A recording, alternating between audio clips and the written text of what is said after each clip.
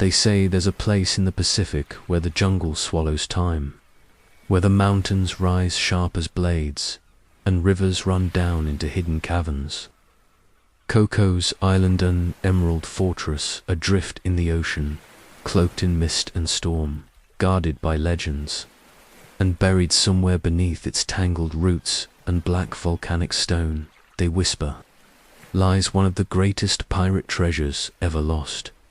Hundreds of chests packed with Spanish gold, silver, jewels, even a golden Madonna stolen from the churches of Lima itself. I shouldn't be telling you this.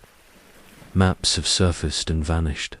Explorers, soldiers, even presidents have sent expeditions, most returned empty-handed, some never returned at all. But the story doesn't start with governments or fortune seekers. It begins in blood and betrayal, in the smoke of Spanish galleons and the shadows of pirate coves. In 1820, as revolution gripped South America, a desperate Spanish viceroy ordered the riches of Lima's churches stripped bare, its vaults emptied, loaded onto ships bound for safety.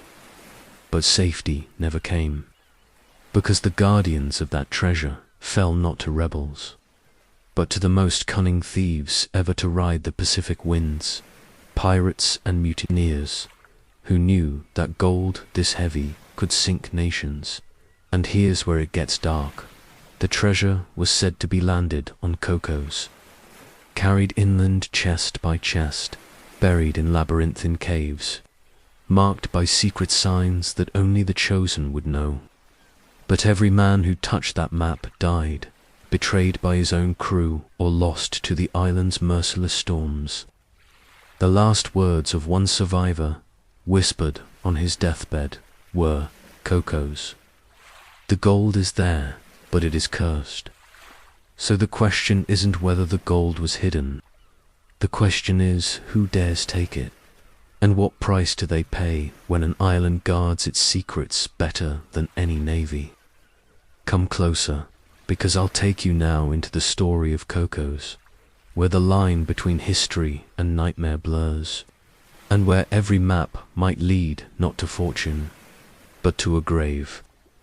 The year was 1820, and the city of Lima burned with whispers of rebellion, the bells of its churches tolling not for worship but for warning, because the Spanish crown's grip on South America was breaking like a rotten spar in a storm, and, with each passing day, the rebels closed in tighter, their flags rising over captured towns, their armies swelling with men who had nothing to lose but their chains.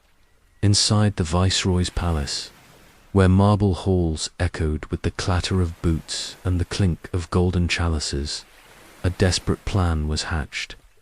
"We cannot let the revolutionaries seize the wealth of Lima," the viceroy hissed to his council, his face pale with fear, sweat beading his brow despite the cool stone around him. "The churches, the vaults, every ounce of gold and silver must be removed at once. Better it rot at the bottom of the sea than fall into their hands." And so, under cover of night, they began to strip the city. Priests wept as jeweled icons were torn from altars, a Madonna of solid gold carried from the cathedral on the shoulders of soldiers, her halo glinting in torchlight as if she herself mourned the theft. Coins, goblets, reliquaries, even the jewels of noble women all, were loaded into carts and rolled down to the waiting harbour, where ships creaked at anchor, their holds yawning open like the mouths of beasts hungry for treasure. Witnesses spoke of more than 200 chests, each heavy enough to break a man's back, carried aboard with curses and prayers mingled in equal measure. The fleet that sailed from Lima was less an escort than a funeral procession, its decks bristling with muskets, its sails full-bellied with the wind of desperation, bound not for Spain, but for Mexico, where the royalists still held power. But fate is a cruel master. and the seas between were haunted not only by storms, but by men who lived on plunder. Pirates, mutineers, deserters, turned freebooters, and they scented blood and gold on the wind. One ship in particular bore the lions. Share of the treasure, the Merry Deer, a British merchant vessel under Spanish contract. Her captain, a man of ambition, but not loyalty. They say his name was Thompson, and though history smudges the details, his betrayal remains vivid. As the treasure was loaded, his eyes lingered too long on the chests. His fingers too often traced the edges of a map that marked the islands, dotting the Pacific like stepping stones, and in the silence of his cabin he whispered to his officers of mutiny, of seizing not only their freedom, but a fortune that could make kings of common men. One chest alone would buy us kingdoms, Thompson murmured, but we will not take one, we will take them all. And so, when the Merry Deer cleared the coast and her sails filled with the breadth of the open sea, the knives came out. Spanish guards were cut down in the dark, their cries muffled by blades at their throats, and the ship that had been chosen to protect Spain's future became her betrayer. By dawn, the deck ran red with blood, and Thompson stood at the rail, watching the sea swallow bodies weighted with chains, his hand resting on the hilt of his cutlass, as if daring God himself to strike him down. But even mutineers know that gold weighs heavier than conscience, and the crew soon learned what every pirate before them had discovered. Treasure must be hidden, parceled, secured, for no ship can outrun hunger and suspicion. Cocos, Thompson declared, jabbing his finger at the map, the name whispered like a curse. An island out of the shipping lanes, fed by rivers, cloaked in jungle, its coves deep enough to swallow a fleet. We'll bury the treasure there, mark it, and when the world forgets, we'll return. And so they turned their prow toward the mist-shrouded rock, an emerald dagger thrust into the ocean, where storms gathered without warning and the jungle screamed with unseen beasts. The landing was chaos boats, overloaded with chests, men staggering through surf with gold too heavy to carry, their boots sinking in black sand, their backs breaking under the weight of fortune. Up through the jungle they dragged it, hacking at vines, sweating under the tropical sun, cursing as ants and snakes bit their flesh, until at last they found caverns yawning like mouths in the volcanic rock, deep and dark and perfect for hiding the riches of an empire. Chest after chest was hauled inside, stacked in shadows, covered with stone, buried beneath earth, hauled in sacks, the work of weeks compressed into frantic days. Thompson made marks in his book, sketches of rocks shaped like skulls, trees twisted like claws, rivers that forked like serpent tongues, and the men watched him with hungry eyes, each wondering if they would live long enough to see the map again. For suspicion breeds fast where gold lies heavy, and soon whispers curled through the camp like smoke. Thompson would betray them. Thompson would keep the map for himself. The killings began before the last chest was buried. One man disappeared into the jungle, his throat cut, his share vanished. Another was found floating face down in a stream, his blood clouding the water. Thompson held the map tighter, slept with pistols cocked at his side, his officers keeping watch while the men muttered and sharpened knives. And when at last the work was done, when the treasure of Lima lay entombed beneath rock and jungle, Thompson called the crew together on the beach.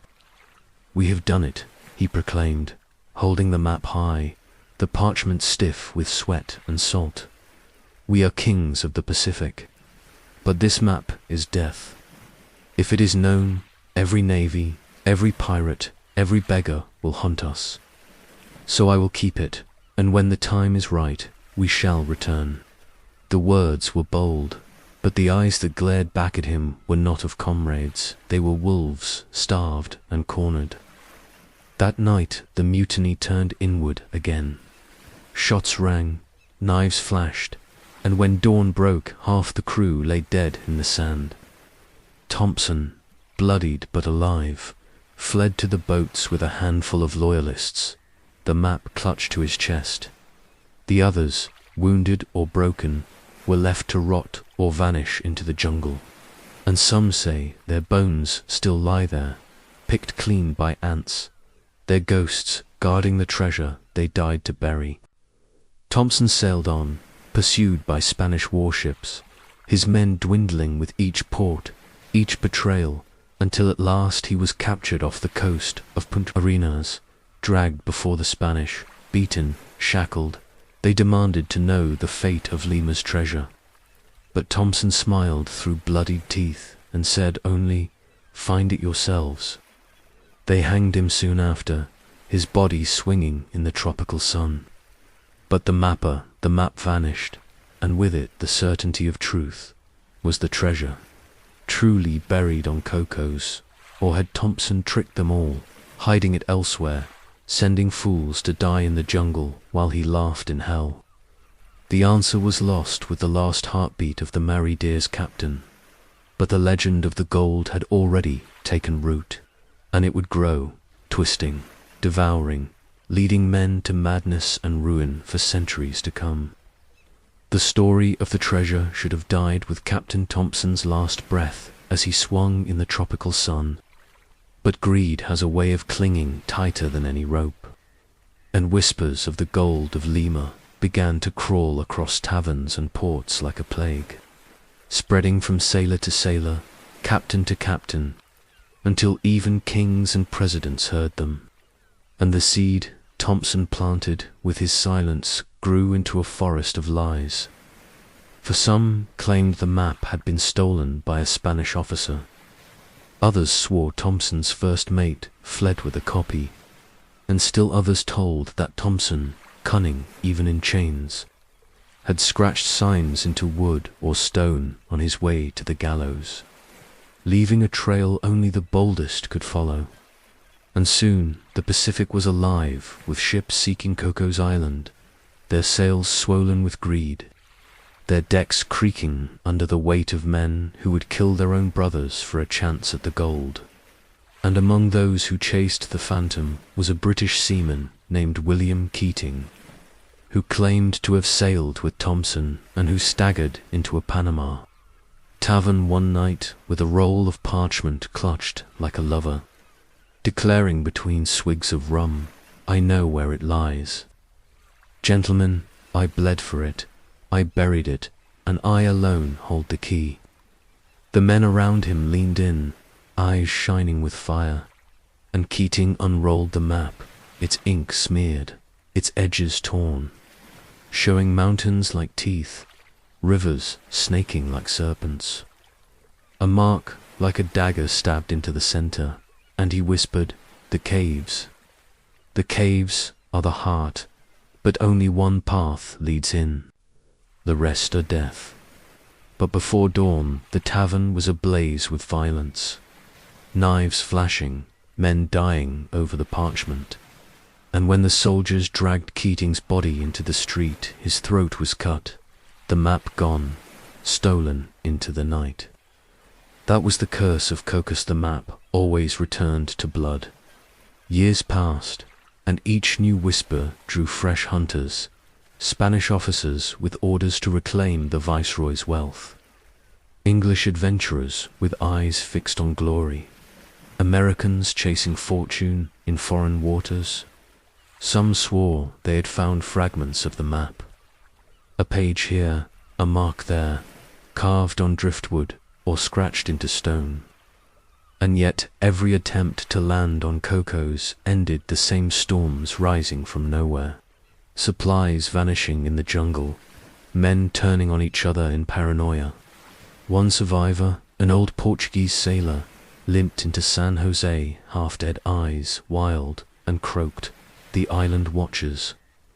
It does not want us there," before dropping lifeless onto the dock. Still the legend grew, and soon it wasn't only seamen and scoundrels who chased it, but men of rank and office. By mid-century, rumors swirled that even governments funded expeditions, each seeking to claim the hoard for themselves.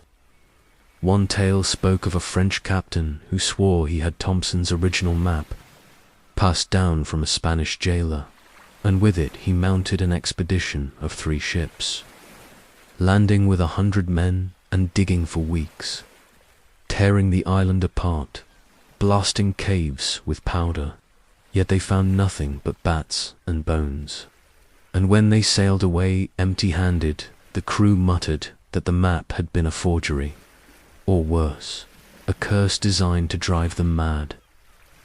Another expedition claimed they discovered stone markers shaped like skulls, trees carved with crosses, but when they followed the signs inland, half their men vanished in the jungle, never to return. And the survivors swore the island swallowed them whole.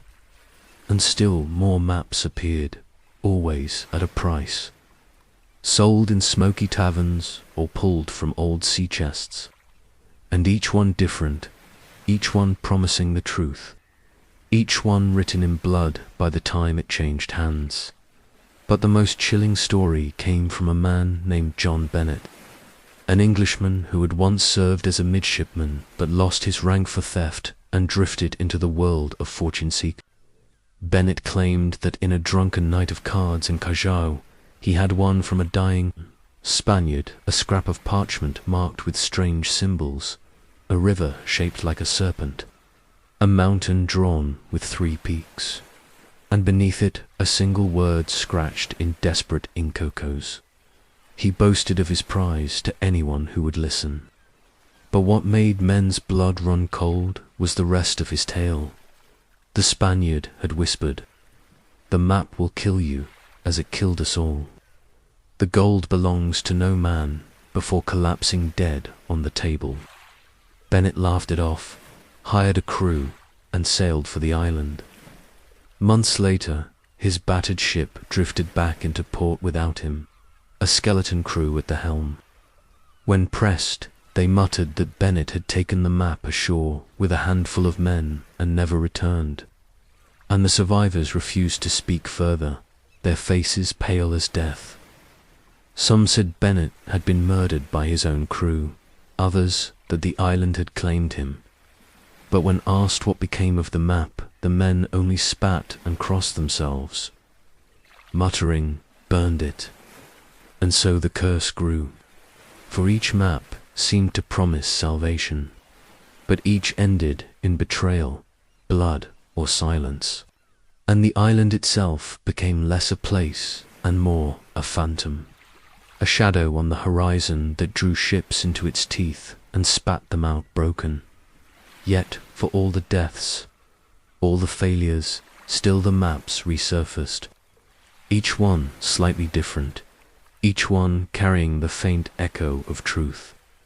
Some showed a cave shaped like a mouth, others a tree marked with a cross, others a trail of stones pointing inland. But always the marks ended at the same place, the dark heart of Cocos. By the 1880s, the island was littered with the scars of these quest scaves blasted, hills torn open, rivers dammed and redirected, but no treasure found. And yet every generation brought new believers, men convinced that they alone held the real map, the real key. The legend of the treasure of Lima was no longer just about gold. It was about obsession, the madness that grows when hope is mixed with greed. In taverns across the Pacific, sailors whispered, "Do not touch the map, for it is written in blood." But in the same breath, they leaned closer and asked, "But where did you last see it?" And thus the cycle continued.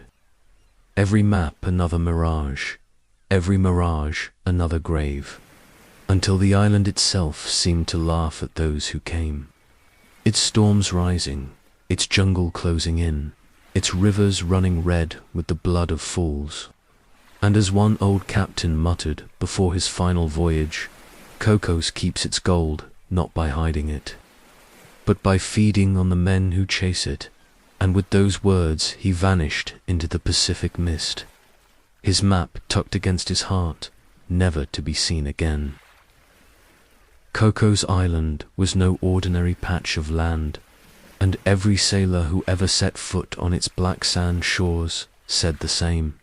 It felt alive, as though the jungle itself breathed and watched. And more than one man swore he heard whispers carried on the wind, voices in languages long dead, warning them to turn back, but greed is deaf.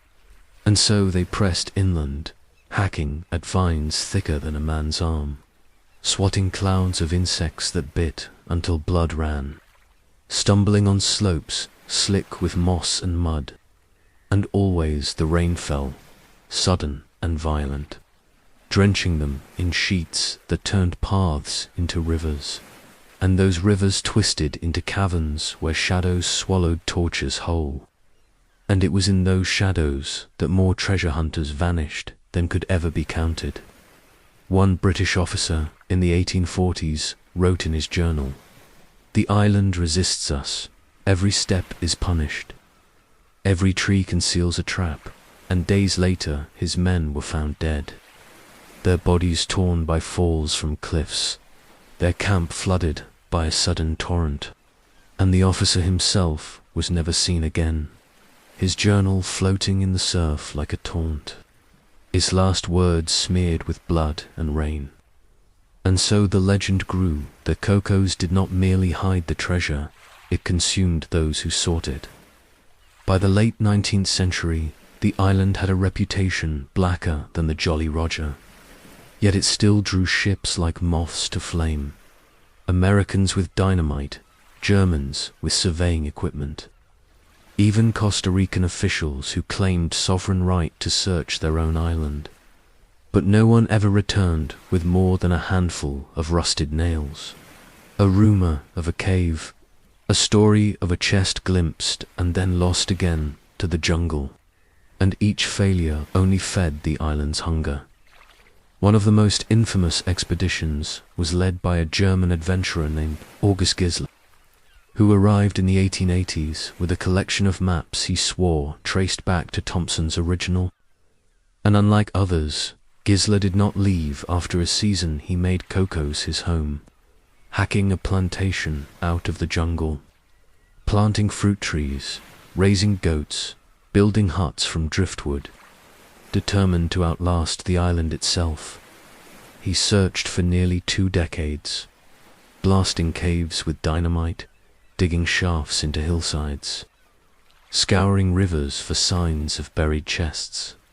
And though he uncovered Spanish coins here and there, tantalizing traces of truth, the hoard itself remained hidden, mocking him. His men deserted, his crops rotted. Storms smashed his huts, yet still he dug, until the locals whispered he had gone mad, muttering to himself as he pored over tattered maps, scratching new marks into old parchment, convinced that the treasure shifted in the night to avoid him. "The island moves it," he told one sailor in a fevered rant, like a mother hiding her child. By the time Gisler left, broken and penniless, the jungle had reclaimed his huts. The goats had gone feral, and he had found nothing but his own despair. Yet his story lived on as proof that even obsession could not conquer Cocos. Others followed, American millionaires in the early 20th century, bringing modern equipment and dozens of men, tearing the island apart with drills and dynamite. Yet every time storms scattered their camps, sickness ravaged their crews, accidents struck without warning. And though some claimed they found carved markers, even glimpsed sealed chests before floods buried them again, the hoard remained out of reach, and the island kept its secret. Survivors returned gaunt, hollow-eyed, muttering of shadows in the jungle. of nights where they heard footsteps circling the camp though no man was missing, of dreams so vivid they woke screaming, certain they had been buried alive with the treasure. The most chilling account came from a Costa Rican fisherman who stumbled upon a half-starved American prospector wandering the beach in the 1930s. His clothes shredded, his eyes wild, clutching a handful of coins so tightly they cut his flesh. When asked where he found them, the man only whispered, "The caves." The caves breathe, before collapsing dead, the coins clattering onto the sand. Spanish silver, eaten with age, but real nonetheless, proof the treasure had been there once, and perhaps still was. The fisherman swore he would never set foot on the island again, and most locals agreed, calling it cursed, a place for ghosts, not men. Yet still the maps resurfaced, and still the desperate came. And here's the truth, whispered in every port from Panama to Popiete: more men have been buried by Cocos than treasure has ever been dug from it. And the island's jungle is as much a graveyard as a forest. But the mystery that fuels the madness is this: if so many died, if so many failed, then perhaps the treasure truly exists, waiting for the one who dares outlast the island itself. That promise gnaws at the heart, makes a man believe he is different, that he alone has the strength, the cunning, the luck to break the curse. And that hunger has never died, only grown stronger with every passing century. And so the island waits, silent, green, impenetrable. Its rivers laughing, its cliffs sharp as knives, its caves whispering with bats. And no matter how many die, the next ship always comes. Sails white against the endless Pacific, its crew whispering of gold buried in the dark. But the question that hangs in the salt air is the same now as it was in Thompson's time.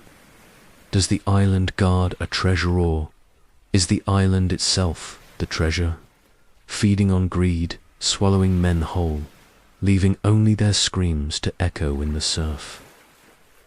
By the dawn of the 20th century, the legend of Cocos Island's gold had grown too large for drunken sailors and ragged fortune-seekers alone, for even the hands of governments reached greedily toward the mist-shrouded rock. And expeditions no longer came with a dozen men and a spade, but with warships, drilling rigs, and the authority of nations. Yet the island resisted them with the same merciless ferocity it had shown to pirates, and its hunger seemed to grow with every flag planted in its soil. Costa Rica, declaring sovereignty, dispatched soldiers to guard its shores and survey the caves, their boots sinking into mud as they hauled crates of supplies inland. Yet days later, only half returned, faces pale, muttering of fevers and shadows in the trees. And when pressed, they refused to speak further, crossing themselves and spitting into the sand as if even words might bring the island's curse down on them. The Americans came next, a syndicate of millionaires lured by maps bought in Panama for more gold than a working man would see in 10 lifetimes. And they brought dynamite, engineers, surveyors, determined to strip the island bare. Yet they too found only storms, landslides, and the cruel laughter of the jungle. One night a blast collapsed an entire hillside, killing 3 men, and when their comrades dug through the rubble, they swore the rocks were arranged like a skull staring up at them, grinning in mockery. And though some scoffed at superstition, others whispered that the island was alive, that every attempt to wound it was answered in kind. The British, too, tried their hand, sending expeditions under royal commission, but they returned with nothing but mud-caked boots and haunted eyes, their journals full of frustration. The signs are their carved stones, strange cairns, rivers that split and twist, as if guided by a hand, but the treasure remains hidden, as though it slips from our grasp the moment we near it. Even the Germans, in the years before the Great War, sent surveyors under the guise of research, and some claimed they intended not only to find the treasure, but to establish a base on the island. Yet the war swallowed their ambitions, and the jungle swallowed their camps. By mid-century, presidents and generals were speaking of Cocos in hushed tones, some arguing the treasure was a national prize to be claimed for Costa Rica, others insisting it belonged to the world. But every attempt ended the same, with men lost, resources wasted, and whispers that the island itself had refused them. But perhaps the most infamous attempt was led by Franklin Delano Roosevelt, long before he became President of the United States. As a young man with salt water in his veins, he sailed to Cocos aboard the USS Eagle, armed with charts and equipment, dreaming of unearthing the hoard of Lima. His diary, later quoted, spoke of a place where every shadow feels like a sentinel, where the jungle presses so close you cannot tell whether it hides treasure or doom. They dug, surveyed, sweated under the tropical sun, and though Roosevelt himself laughed off ghost stories, his men whispered of strange sounds at night, of glowing lights deep in the forest, and when they left after weeks of fruitless labor, he wrote with uncharacteristic bitterness, "The gold is there, or it is nowhere, but the island is certain it belongs to no man." The tale spread like fire. If even Roosevelt had failed, who could succeed? Yet the legend only deepened, for every failure made the prize seem greater. And fortune seekers continued to come, carrying new maps, new technologies, each convinced they would succeed where others had not. In the 1930s, a wealthy American named Herbert Spencer arrived with radio equipment and modern drills, swearing he would outwit the island with science, yet within months his men abandoned him, raving about fevers, poisoned water, and endless rain. And Spencer himself left empty-handed, broken, muttering that the treasure hides itself. And still Costa Rica maintained its claim. POSTING soldiers, arresting unauthorized diggers, even passing laws forbidding foreign expeditions without permission, yet none of it stopped the flow.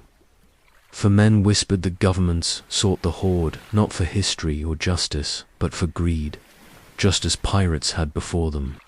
And thus the cycle repeated, century after century, with more maps, more digging, more death. By the 1960s and 70s, when technology should have made a difference, the island mocked humanity still. Helicopters scouted, sonar probed, drills roared, but storms rose sudden as cannon fire, sending machines crashing, tearing camps to shreds. And one survey team reported that their instruments malfunctioned whenever they neared the supposed burial sites. Compasses spinning wildly, radios crackling with static that some swore sounded like voices. "The island is haunted," one engineer muttered, his face pale. And when his fellows laughed, he threw his equipment into the sea and booked passage home, never to return. And so the pattern was set. Governments, corporations, treasure hunters great and small, all broke themselves against Cocos, each leaving scars on the land but never taking its prize, each feeding the legend that the gold was there but cursed, each proving that no amount of wealth or power could bend the island's will. And yet, with every failure, the question only grew sharper, more insistent, cutting into the minds of men like a knife. Was the treasure truly there, or had Thompson tricked them all, leaving behind not riches, but a phantom that led generations to their doom? Some whispered that the gold had been spirited away before the first mutiny, loaded onto another ship that vanished into the Pacific, and that Cocos was nothing but a decoy. But others swore they had held Spanish coins in their hands, proof enough that something of value lay beneath the jungle's roots. And so the island became not only a riddle of wealth, but of faith, a question of belief, and those who set foot upon it became pilgrims of greed, seeking not God but gold, willing to die for a glimpse of a chest, a coin, a cursed scrap of parchment. Governments might call it sovereignty, corporations might call it investment. But the truth was simpler. Every man who landed there became what Thompson's men had been: mutineers against reason, blinded by treasure, swallowed by the island. And if the ghosts of those who perished still haunt the rivers and caves, perhaps they laugh in the jungle night, mocking each new fool who dares to follow the maps written in blood. But here lies the cruelest twist.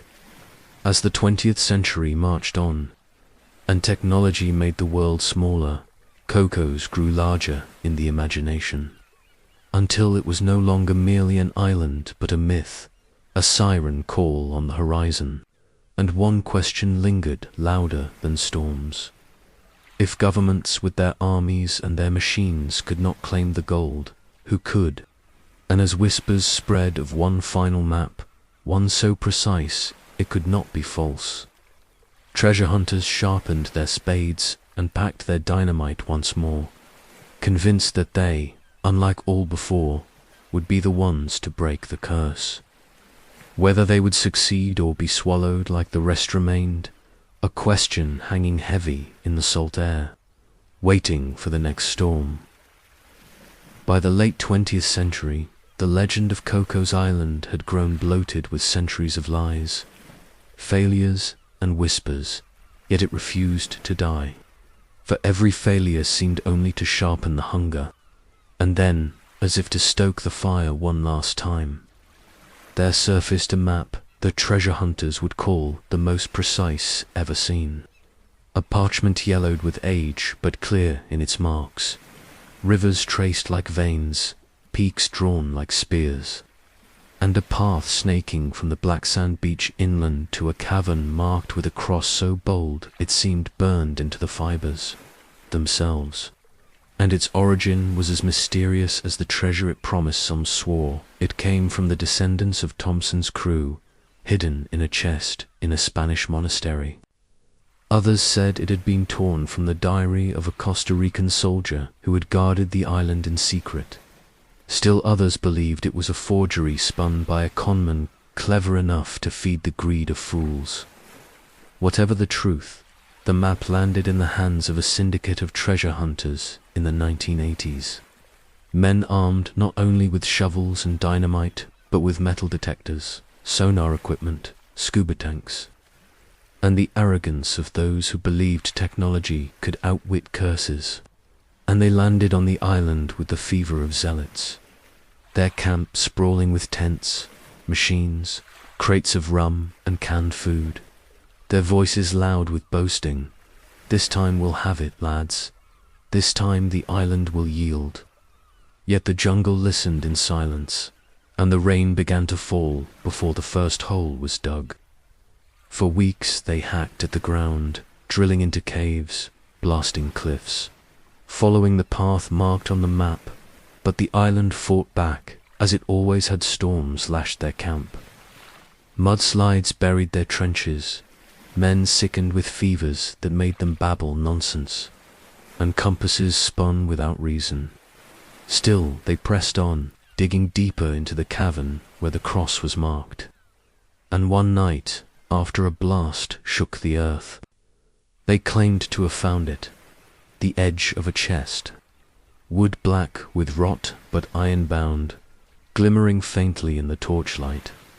"We've got it," one man screamed, dropping to his knees, clawing at the mud, and others joined him, their hands bleeding as they scraped, their eyes alight with gold lust.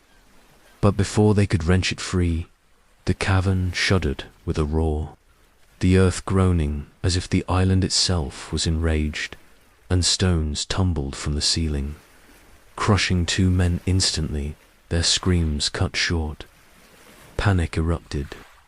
Some fled, others kept digging, and in the chaos the chest was buried again beneath a torrent of rock, vanishing as though it had never been there. When dawn broke, the survivors sat in the mud, their faces pale, the map torn in half during the scramble, and the leader, a grizzled American named Hawkins, spat blood into the dirt and whispered, "It doesn't want us to have it." They sailed away days later, their machines rusting, their dead left in unmarked graves beneath the jungle, and the tale spread. The final map had led them closer than anyone before. But the island itself had swallowed the gold once more. Yet the story did not end there. 4 fragments of the map reappeared in the years that followed. Copied, sold, stolen, each version claiming authenticity. And each new copy drove another group of dreamers to ruin. In the 1990s, a Canadian team arrived with helicopters and ground-penetrating radar. And though their equipment revealed caverns beneath the surface, storms destroyed their gear before they could dig, and one man drowned in the swollen river, his body never found. A decade later, rumors spread of a wealthy European aristocrat who financed a covert expedition with mercenaries, landing by night to avoid Costa Rican patrols, their camp hidden in the jungle. Weeks later, the Navy intercepted their ship limping back to port, crew half dead with fever, their leader raving that the island bled us dry, and they carried no gold, only empty crates and haunted eyes. And still the fragments of the map circulated, changing hands in smoky back rooms and glittering auction houses, each promising that the hoard was within reach, each dripping with the same curse, blood. Men murdered partners for it, sons betrayed fathers. Whole syndicates collapsed in lawsuits and violence. And through it all, the island stood untouched, its cliffs watching, its rivers laughing. But the question burned hotter than ever had they truly glimpsed the treasure that night in the cavern. Did the chest exist, or was it a trick of shadows and madness? Survivors swore they had seen it, touched it, smelled the rot of old wood and the faint glint of metal, and their conviction only made the story spread further, until even governments debated whether to mount one last sanctioned search. Costa Rica itself grew weary of foreign greed, declaring the island a protected national park, forbidding treasure hunting, stationing rangers with rifles to ward off fortune seekers. Yet still, boats crept by night, men sneaking ashore with shovels and flashlights, convinced they alone could succeed where all had failed. Some returned, empty-handed, cursing the mud and the rain. But others never returned at all, their boats found adrift, their camps abandoned, their tracks vanishing into the jungle. Locals muttered that the island had grown hungrier, its patience thin, its curse deepening with every generation. And here lies the cruelest irony. The final map, for all its promise, did not answer the question, it sharpened it. For if the chest was real, then the treasure still waits beneath rock and root, a fortune vast enough to shift nations. But if it was not, then the map itself was the treasure, a lure designed to feed the island's curse, to draw men into its jaws. In the end, no one could say for certain, and the legend grew fatter on the uncertainty, for nothing feeds myth like the taste of truth just out of reach. And so the island waits, silent and green, its cliffs sharp, its jungle thick, its rivers red with rust and blood.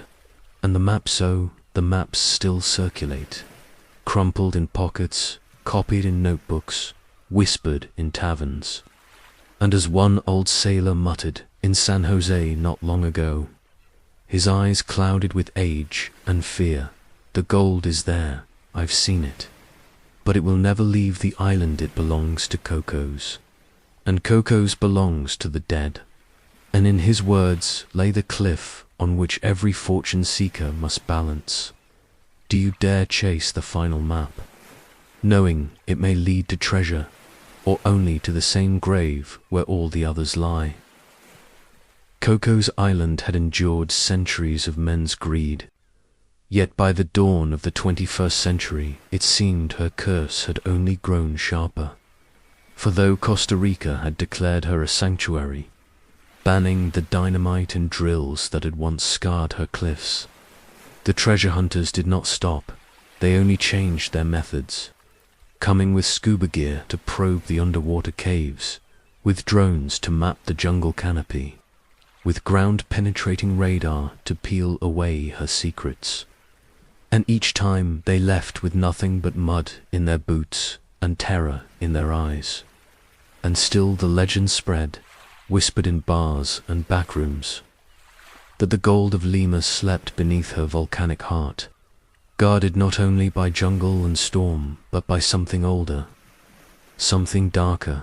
And as the years passed, the tales grew stranger, of divers who vanished in caverns where the air grew thin, their bubbles rising but their bodies never found, of rangers who heard screams echoing from the hills at night, though no one was missing from their patrols, of fishermen who swore they saw lantern lights moving in the trees, bobbing like will-o'-the-wisps before fading into the dark.